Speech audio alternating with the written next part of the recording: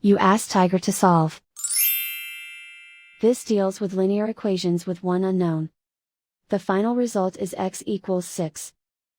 Let's solve it step by step. Group all x terms on the left side of the equation. Subtract 3x from both sides. Group like terms. Simplify the arithmetic. Group like terms. Simplify the arithmetic.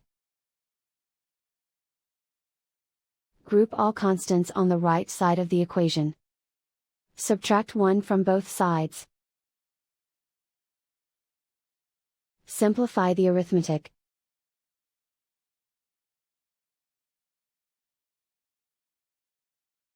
Isolate the x. Divide both sides by 3. Simplify the fraction. Find the greatest common factor of the numerator and denominator. Factor out and cancel the greatest common factor.